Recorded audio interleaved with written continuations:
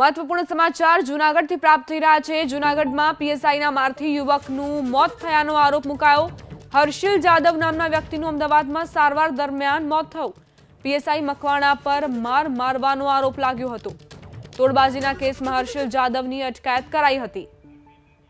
અમારા સંવાદદાતા અર્પિત જોડાઈ ગયા છે વધુ જાણકારી સાથે। અર્પિત, પીએસઆઈના માર મારવા બાદ યુવકનું મોત થયાના આરોપો મૂકવામાં આવી રહ્યા છે। શું તમારી પાસે જાણકારી મળી છે?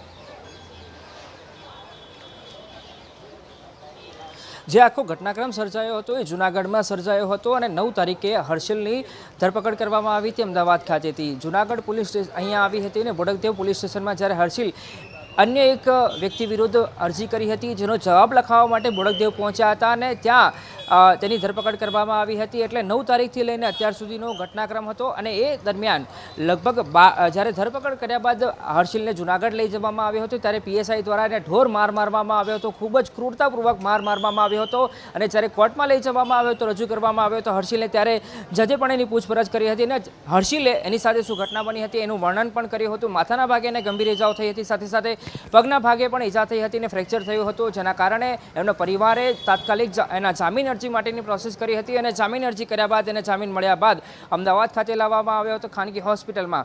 ખાનગી હોસ્પિટલમાં 2 દિવસ સારવાર એને આપવામાં આવી હતી અને 22મી તારીખે અમદાવાદની સિવિલ હોસ્પિટલમાં એને વધારે સારવાર માટે લાવવામાં આવ્યો હતો, જ્યાં સારવાર ચાલી રહી હતી, પરંતુ એને ગઈકાલે વેન્ટિલેટર પર રાખવામાં આવ્યો અને આજે આ ખૂબ જ એક દુઃખદ સમાચાર સામે આવ્યા છે અને હર્ષિલ જાદવ નામનો જે ટૂર પેકેજના વ્યવસાય સાથે સંકળાયેલ યુવક છે એનું મોત થયું છે। એના પરિવારજનો અહીંયા છે અને પરિવારજનો અહીંયા જે મોતની ખબર સાંભળતા અહીંયા આવી ગયા હતા અને હાલ હર્ષિલનું પોસ્ટમોર્ટમ છે એની કાર્યવાહી ચાલી રહી છે।